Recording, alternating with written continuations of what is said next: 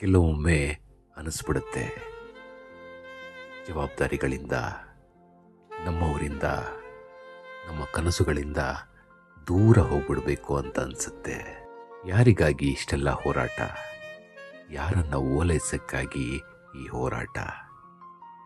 ಮನಸ್ಸು ತುಂಬ ಘಾಸಿ ಕೊಡುತ್ತೆ.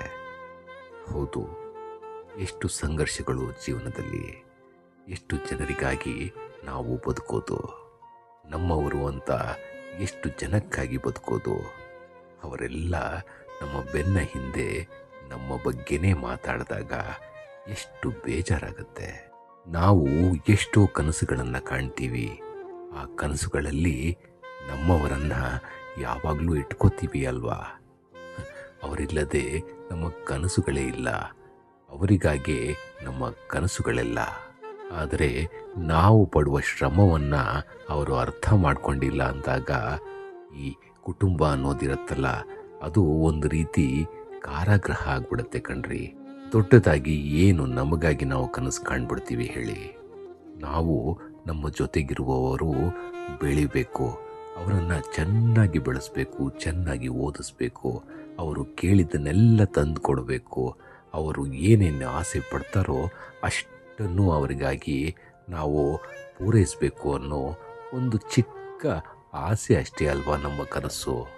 ಅದಕ್ಕಾಗಿ ಹಗಲಿರುಳು ನಾವು ಶ್ರಮ ಪಡ್ತೇವೆ, ಎಷ್ಟೋ ಕನಸುಗಳನ್ನು ಕಾಣ್ತೇವೆ, ಎಷ್ಟೋ ಜನರ ಹತ್ರ ಅವಮಾನಗಳನ್ನು ಸಹಿಸ್ತೇವೆ. ಏನಕ್ಕಾಗಿ? ಇದೇ ನಮ್ಮವರಿಗಾಗಿ.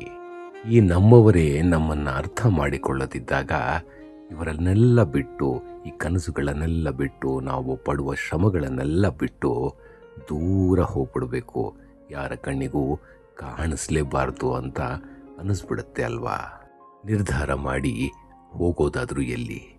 ಇವರೆಲ್ಲರಿಂದ ದೂರ ಆಗಿ ಹೋಗೋದಾದರೂ ಎಲ್ಲಿ? ನೋವು ಕೊಟ್ಟಿದ್ದಾರೆ, ಹೌದು, ನೋವು ಸಹಿಸಕ್ಕಾಗ್ತಿಲ್ಲ, ಹೌದು.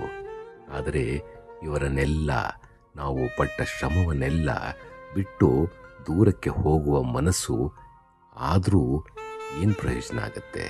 ನಾವು ಹೋಗೇ ಬಿಟ್ಟರು ಅದರಿಂದ ಏನು ಪ್ರಯೋಜನ ಆಗತ್ತೆ? ಯಾವುದೋ ಒಂದು ಯುದ್ಧದಲ್ಲಿ ನಾವು ಎದುರಿಗಳ ಮುಂದೆ ಎದೆ ಎತ್ತಿ ನಿಲ್ಲಬೇಕಾಗತ್ತೆ. ಅದನ್ನು ಬಿಟ್ಟು ಅವರ ಗುಂಡೇಟಿಗಾಗಿ ನಾವು ಅವಿತು ಕುಳಿತರೆ ಅಥವಾ ಪಲಾಯನವಾದ ಮಾಡಿದ್ರೆ ಏನು ಪ್ರಯೋಜನ ಆಗತ್ತೆ? ಯುದ್ಧವನ್ನು ಗೆಲ್ಲಕ್ಕಾಗತ್ತಾ? ಅವರ ಎದುರಿಗೆ ನಾವು ಹೇಡಿ ಅಂತ ಅನ್ನಿಸ್ಕೋತೀವಿ. ಹೌದು ಸ್ವಾಮಿ, ನಾವು ನಮ್ಮ ಕಷ್ಟಗಳು, ನಮ್ಮ ಕನಸುಗಳು, ನಮ್ಮ ಶ್ರಮವನ್ನು ಎಲ್ಲೋ ಬಿಟ್ಟು ದೂರ ಹೋಗ್ಬಿಡ್ತೀವಿ, ಅಲ್ಲಿ ನೆಮ್ಮದಿ ಕಾಣ್ತೀವಿ ಅನ್ನೋದೆಲ್ಲ ಸುಳ್ಳೆ ಅಂತ ಅನಿಸುತ್ತೆ. ನಮ್ಮ ಹಿಂದೆ ನಮಗೆ ಗೊತ್ತಿಲ್ಲದೆ ಒಂದಿಷ್ಟು ಜನ ನಮ್ಮನ್ನು ಗಮನಿಸ್ತಾ ಇರ್ತಾರೆ. ಅದು ಕುಟುಂಬದವರಾಗಲಿ, ಅಥವಾ ನಮ್ಮ ಸ್ನೇಹಿತರಾಗಲಿ, ಅಥವಾ ಯಾರೋ ಒಬ್ಬ ನಮಗೆ ಅಪರಿಚಿತನಾಗಿರ್ಬೋದು. ಆದರೆ ನಮ್ಮನ್ನು ನೋಡಿ ಒಂದು ಸ್ಫೂರ್ತಿ ತಗೊಂಡಿರ್ತಾನೆ. ಈ ಮನುಷ್ಯ ಬಾಳ್ತಾ ಇದ್ದಾನೆ ನೋಡು, ಎಷ್ಟೇ ಕಷ್ಟ ಬಂದರೂ ನಿಲ್ತಾನೆ ನೋಡು, ಅವನ ಕುಟುಂಬಕ್ಕಾಗಿ, ಅವನ ಸ್ನೇಹಿತರಿಗಾಗಿ, ಎಲ್ಲರಿಗಾಗೂ ಅವನು ಎದೆ ಕುಂದದೆ ನಿಲ್ತಾನಲ್ಲ, ಅದು ನೋಡಿ ಎಷ್ಟೋ ಜನಕ್ಕೆ ಸ್ಫೂರ್ತಿಯಾಗಿರುತ್ತೆ. ಇದೇ ನಾವು ಇಲ್ಲಿಂದ ಪಲಾಯನವಾದ ಮಾಡಿ ಎಲ್ಲೋ ದೂರಕ್ಕೆ ಹೋಗ್ಬಿಟ್ವಿ ಅಂತ ಇಟ್ಕೊಳ್ಳಿ. ನಮ್ಮನ್ನು ಗಮನಿಸುತ್ತಿದ್ದ ಆ ಮನುಷ್ಯ ಧೃತಿಗೆಡಲ್ವಾ? ಇಷ್ಟೇನಾ ಜೀವನ ಅಂತ ಅನ್ನಲ್ವಾ ಅವನು? ಯಾಕಂದರೆ ನಮ್ಮನ್ನು ನೋಡಿ ಏನೋ ಒಂದು ಸ್ಫೂರ್ತಿ ಪಡೆದಿರ್ತಾನೆ. ಆದರೆ ನಾವೇ ಅವನಿಗೆ ಈ ಸ್ಫೂರ್ತಿನ ಹಾಳು ಮಾಡೋ ಕೆಲಸ ಮಾಡಿ ದೂರ ಹೋಗ್ಬಿಟ್ರೆ, ನಮಗೆ ಗೊತ್ತಿಲ್ಲದೆ ಒಂದಿಷ್ಟು ಜನರ ಜೀವನದ ಮೇಲೆ ನಾವು ಪ್ರಭಾವ ಬೀರ್ತೀವಿ. ಅದರಲ್ಲಿ ಆತನೂ ಒಬ್ಬ ಆಗಿರ್ಬೋದಲ್ವಾ? ಹೌದು ದೇವರು, ನಮಗೆ ಕಷ್ಟಗಳು ಖಂಡಿತ ಬರುತ್ತೆ, ನೋವುಗಳು ನಮ್ಮವರೇ ಕೊಡೋದು. ಆದರೂ ನಾವು ನಮ್ಮ ಸಂಘರ್ಷವನ್ನು ನಿಲ್ಲಿಸಬಾರ್ದು. ನಾವು ಏನು ಕನಸುಗಳನ್ನು ಕಂಡಿರ್ತೀವೋ ಅದನ್ನು ಪೂರ್ತಿ ಮಾಡೋ ಪ್ರಾಮಾಣಿಕ ಪ್ರಯತ್ನ ನಮ್ಮ ಕಡೆಯಿಂದ ಆಗಬೇಕು ಕಣ್ರಿ. ಇಷ್ಟು ದಶಕಗಳ ಕಾಲ ನಾವು ಸಂಘರ್ಷ ಮಾಡಿದ್ದೀವಿ. ಈಗ ಪಲಾಯನವಾದ ನಿಜವಾಗ್ಲೂ ಒಂದು ರೈಟ್ ಡಿಸಿಷನ್ ಖಂಡಿತ ಅಲ್ಲ. ಫೈಟ್ ಮಾಡ್ತಾ ಇದ್ದೀವಿ, ನಿಲ್ತೀವಿ, ಗೆಲ್ತೀವಿ ಅಥವಾ ಸೋಲ್ತೀವಿ. ಇದು ಮೂರರಲ್ಲಿ ಯಾವುದೋ ಒಂದಾಗತ್ತೆ. ಆದರೆ ನಾವು ಓಡಿ ಹೋಗಿ ಹೇಡಿ ಅಂತ ಅನ್ನಿಸ್ಕೊಳ್ಳೋದಕ್ಕಿಂತ ಇದು ಎಷ್ಟೋ ಮೇಲು. ನಮಗೆ ಒಂದು ಭರವಸೆ ಆದರೂ ಇರುತ್ತೆ.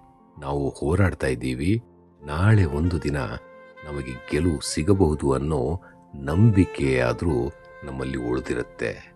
ಹಾಗಾಗಿ ನೋವುಗಳು ಯಾರ ಜೀವನದಲ್ಲಿ ಇಲ್ಲ ಸ್ವಾಮಿ. ನಾವೆಲ್ಲರೂ ಅನುಭವಿಸ್ತಾ ಇದ್ದೀವಿ ಆ ನೋವನ್ನು. ನಿಲ್ಲುವ, ನಿಂತು ಗೆಲ್ಲುವ, ನಮ್ಮ ಹಠವನ್ನು, ನಮ್ಮ ಛಲವನ್ನು ನಾವು ಯಾವತ್ತೂ ಅಂಡರ್ ಎಸ್ಟಿಮೇಟ್ ಮಾಡೋದಲ್ಲ. ನಾವು ಒಂದು ದಿನ ಗೆದ್ದೇ ಗೆಲ್ತೀವಿ, ಎಲ್ಲವೂ ಸರಿ ಹೋಗುತ್ತೆ ಅನ್ನೋ ಭರವಸೆ, ಆ ನಂಬಿಕೆಯಲ್ಲೇ ಜೀವನವನ್ನು ನಡೆಸ್ಕೊಂಡು ಹೋಗಬೇಕಾಗಿ ಬರುತ್ತೆ ದೇವರು. ಅರ್ಥ ಮಾಡ್ಕೊಳ್ಳಿ.